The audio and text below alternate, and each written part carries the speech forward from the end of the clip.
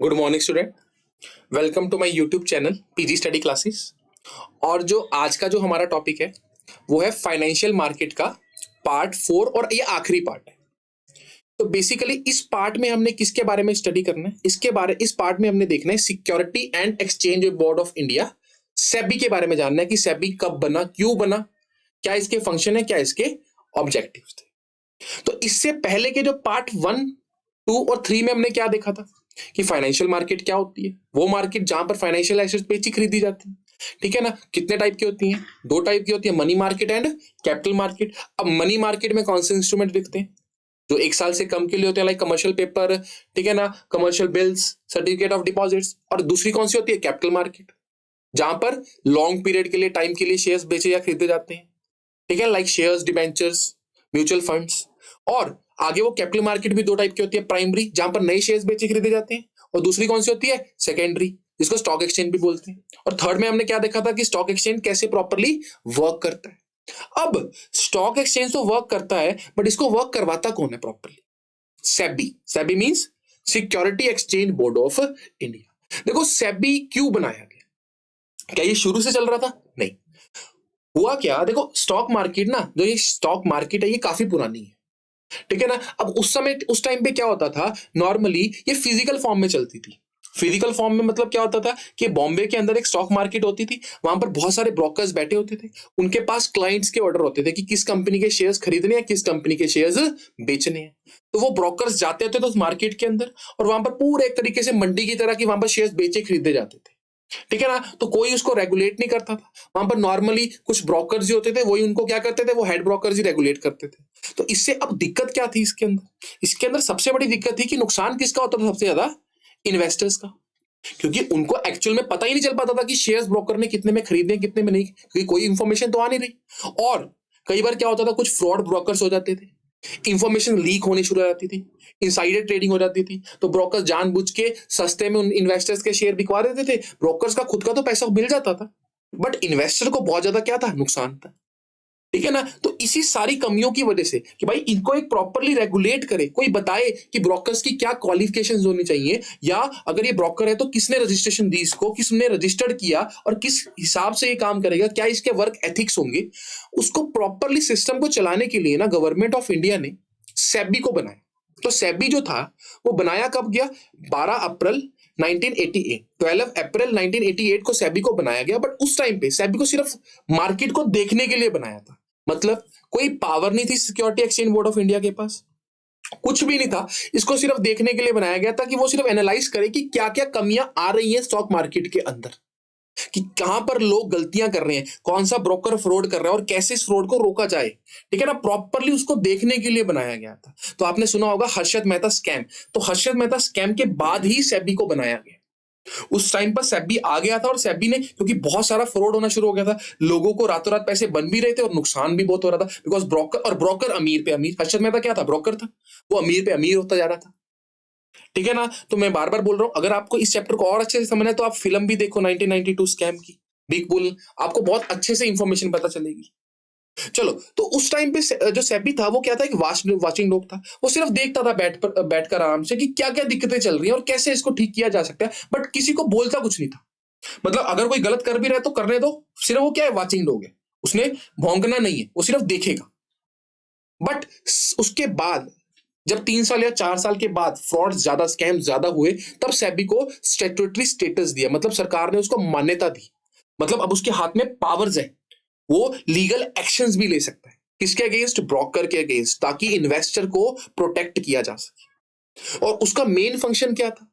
Main function था जो सेबी को बनाने का कि भाई सिक्योरिटी मार्केट एक सिस्टम से चले, ये ना हो कि ब्रोकर जब मन करे चला रहे हैं, जब मन करे बंद कर रहे हैं, और लोगों को फेयरनेस मिले। जो माल प्रैक्टिस हो रही है ना, कि कंपनी डूब भी रही है फिर भी उसका शेयर बढ़ रहा है, क्योंकि कुछ ब्रोकर्स मिल चुके हैं और लोगों को पता ही नहीं चल रहा कि क्या एक्चुअल में पैसा बढ़ रहा है अभी या कम हो रहा है, और इन्वेस्टर को क्या कर सके, प्रोटेक्ट कर सके। इसलिए सेबी को बनाया गया और उसको स्टैट्यूटरी राइट्स दिए गए। मतलब अब उसके पास अधिकार थे, वो किसी भी ब्रोकर को लीगल राइट्स, मतलब किसी भी ब्रोकर को अनरजिस्टर कर सकता है, और सारे ब्रोकरों को सेबी से अप्रूवल लेनी पड़ेगी तभी वो मार्केट में आएंगे, अदरवाइज वो मार्केट में नहीं आएंगे।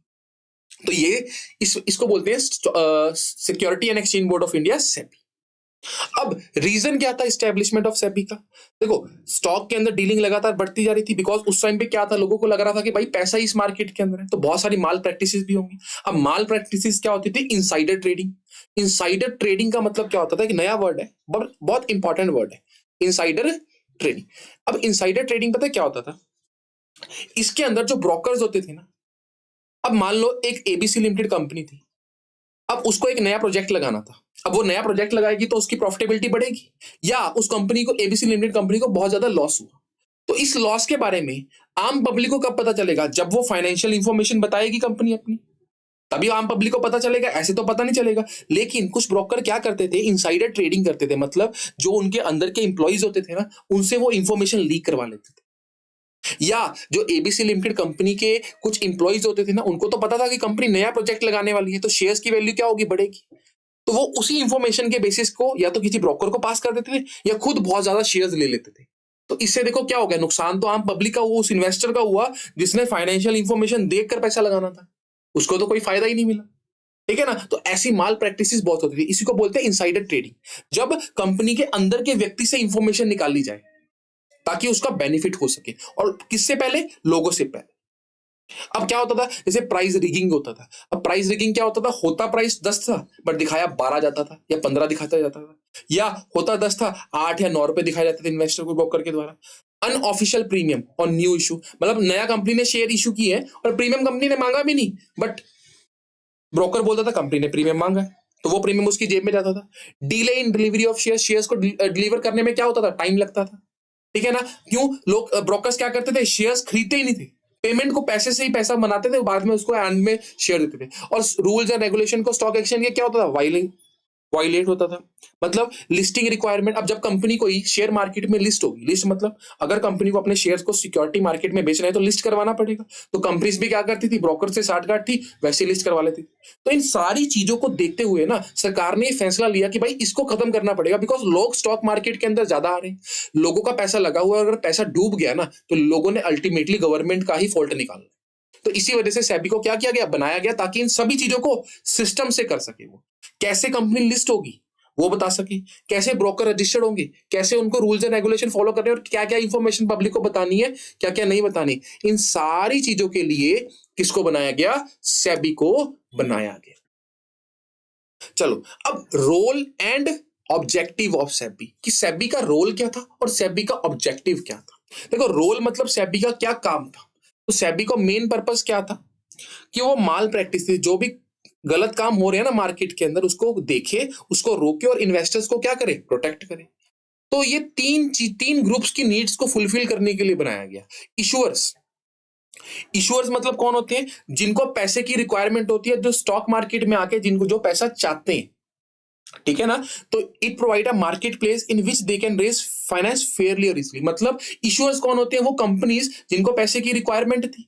तो अब इनके लिए सेबी एक ऐसी प्लेस बनाए जहां पर वो आके इजीली फेयरली अपना पैसा आम पब्लिक से ले सके। ये ना हो कि ब्रोकर, मान लो एबीसी लिमिटेड कंपनी है, अब उसको 1 करोड़ की जरूरत थी तो वो मार्केट में आई, बट ब्रोकर्स तो बोलेंगे हम तो आपको 80 लाख देंगे, 70 लाख, और पब्लिक इन्वेस्ट करना चाहती है। तो सेबी ने क्या दिया? सेबी ने इशुअर्स के लिए भी एक मार्केट दी जहां तक सारी इंफॉर्मेशन पब्लिक तक पहुंच सके, ब्रोकर्स के बीच में ही सिमट के ना रह जाए। ठीक है ना? सेकंड, इन्वेस्टर्स के लिए क्या करना था? Protection and supply of accurate and correct, क्योंकि भाई करेक्ट इंफॉर्मेशन पहुंच सके, तो इसके लिए बहुत सारे तरीके उन्होंने अपनाए। इंटरमीडिएट मतलब ब्रोकर्स, ब्रोकर्स को बताया कि भाई तुमने प्रोफेशनली काम कैसे करना है, कैसे आप रजिस्टर्ड होगे, क्या क्या आपके पास रिक्वायरमेंट होनी चाहिए, तभी आप ब्रोकर बन सकते हो। इन सभी के लिए, तीनों के लिए, देखो तीन ही होंगे मार्केट के अंदर, वो लोग जिन्होंने शेयर इशू करने, वो लोग जिन्होंने पैसे लगाने, और वो लोग जो इन दोनों काम में मदद करेंगे। तो इन तीनों को रजिस्टर्ड और रेगुलेट करने के लिए सेबी को बनाया गया। और ऑब्जेक्टिव ऑफ सेबी क्या था? मेन तो एक ही ऑब्जेक्टिव था, इन्वेस्टर को प्रोटेक्ट करना और स्टॉक मार्केट को एक तो डेवलप करना और रेगुलेट करना। डेवलप करना मतलब उनको और तरक्की के ऊपर लेके जाना, और रेगुलेट मतलब ताकि वो फेयरली काम कर सके, अनफेयरली, क्योंकि बाहर के फॉरेन इन्वेस्टर भी आएंगे।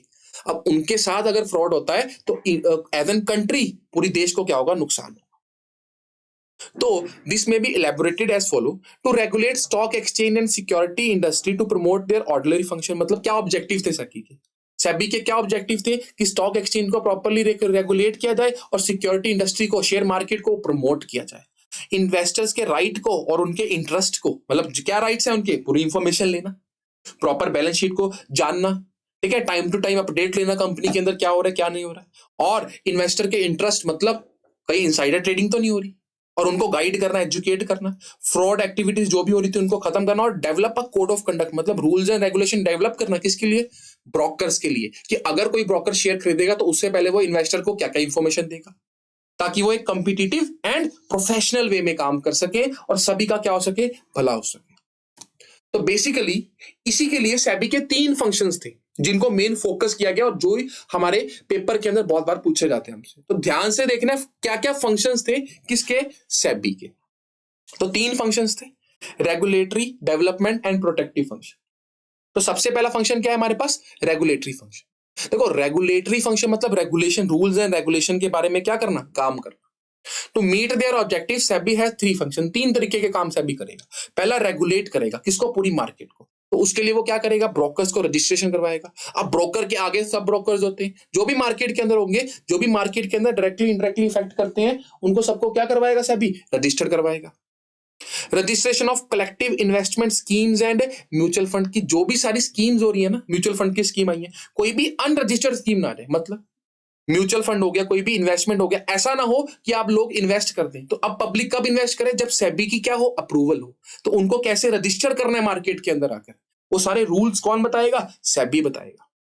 स्टॉक ब्रोकर्स के लिए क्या रूल्स हैं, पोर्टफोलियो कैसे बनाना है, अंडरराइटर्स, अंडरराइटर्स कौन होते हैं, ये वो लोग होते हैं जो कंपनी की मिनिमम कैपिटल को फुलफिल करने के लिए काम करते हैं। तो अब इनको कैसे रेगुलेट करना है, ठीक है ना, इनके सारों को कम कौन देखेगा, स्टॉक मार्केट के अंदर सेबी देखेगा। Regulation of take over bids by company, take over मतलब क्या होता है, एक कंपनी दूसरी कंपनी को टेक ओवर कर लेती है। अब ऐसा ना हो कि उसके जो शेयर होल्डर थे जिसको टेक ओवर किया है उसका नुकसान हो। तो कैसे, किस रूल्स एंड रेगुलेशन को फॉलो करना पड़ेगा जब कंपनी को टेक ओवर करना है, तो पहले सारे शेयर होल्डर से बात करनी पड़ेगी। ये सारा प्रोसेस किसने डिसाइड किया, सेबी ने। और लिवाइंग फीस एंड अदर चार्जेस, अब सेबी अपनी फीस तो लेगा ही लेगा, तो सेबी फीस लेगा, ठीक है ना। SEBI conduct inspection, inquiry and audit of stock exchanges. अब सेबी क्या करता है, अलग अलग स्टॉक एक्सचेंज जो ये मार्केट्स होती है ना, देखो बॉम्बे स्टॉक एक्सचेंज है, नेशनल स्टॉक एक्सचेंज है, ऐसे बहुत सारे स्टॉक एक्सचेंज है, ठीक है ना। तो सेबी क्या करता है, सेबी तो इन सारे स्टॉक एक्सचेंज को रेगुलेट कर रहे हैं ना। तो अब उनकी लगातार इंक्वायरी करते थे किसी स्टॉक एक्सचेंज में कोई गलती तो नहीं हो रही, और perform and exercise search power under security. तो ये पावर उसको किसमें मिली हुई है, सिक्योरिटीज कॉन्ट्रैक्ट एक्ट 1956 और delegated by government of India. ये सारा का सारी पावर्स किसने दी है, सरकार ने, कि आप जाओ सारी मार्केट को रेगुलेट करो, आप स्टॉक एक्सचेंज को रेगुलेट करो। देखो आप स्टॉक एक्सचेंज के अंदर नहीं बैठेंगे, तो सेबी बड़ा है, स्टॉक एक्सचेंज छोटा है, उसके बाद ब्रोकर, उसके बाद इन्वेस्टर। चलो ये तो थे रेगुलेटरी फंक्शन।